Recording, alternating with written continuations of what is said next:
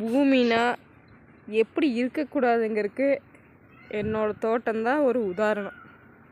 நல்லா பார்த்துக்கணும். எல்லாம் வெள்ளாமை பண்ணி வச்சுருப்பாங்க. ஆனால் நான் விஷப்பூட்டை வெள்ளாமை பண்ணி வச்சுருக்குறேன். உங்களுக்கு டைம் இருந்தால் சொல்லுங்கள்.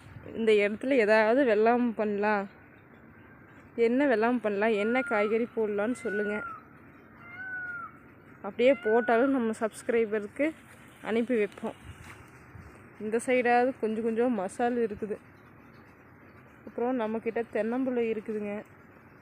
தென்னம்பிள்ளைனா தென்னம்பிள்ளை இல்லைங்க, விற்கிறதுக்கு மரம். தேங்காய் போட வரல, ஆனால் தேங்காயே ஒரு மரத்தில் கூட காணும்.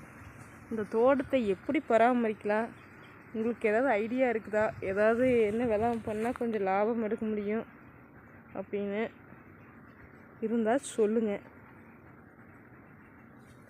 இதுதான் நம்ம வீடு. நான் ஒரு நாளைக்கு வீடு காமிக்கிறேன். இப்போ தண்ணி பாஞ்சிட்ருக்குது. என்னடா வாய்க்கால் இப்படி இருக்குதுன்னு நினைக்காதீங்க. அது என்னோடய பராமரிப்பு அப்படி, அதனால் இப்படி இருக்குது. இதெல்லாம் ஒரு நாள் சுத்தம் பண்ணிவிட்டு மறுபடியும் எடுத்து காமிக்கிறேன். அங்கே ஒரு குச்சி மாதிரி தெரியுது பாருங்க, அதுதான் ஒரு கொய்யா செடி.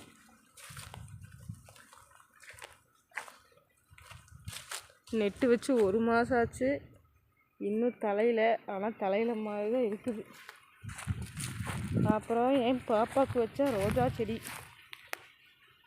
அதுவும் வேறு எங்கே பூவை காணும். இது என் ஹஸ்பண்ட் வச்ச கொய்யா செடி, இது வேணால் தளர்ந்துருச்சு. நான் காய் எப்போ வரும்னு தெரியல. அப்புறம் அங்கே தெரியுது பாருங்கள், இது ஒரு எலுமிச்சஞ்செடி, அதுவும் நல்லா தளர்ந்துருச்சு. அப்புறம் வாய்க்காலெல்லாம் சுத்தம் பண்ணணும். தண்ணி ஓடிக்கிட்டு இருக்குது. உங்களுக்கு கிளியராக தெரியுதா இல்லையான்னு தெரியல. நல்லா சுத்தம் பண்ணிவிட்டு ஒரு நாள் எடுத்து ஒரு வீடியோவை போடுறேன். நான் இப்போ தாங்க புதுசாக யூடியூப் ஆரம்பிச்சிருக்கிறேன். ஏதாவது கொஞ்சம் சப்போர்ட் பண்ணுங்கள்.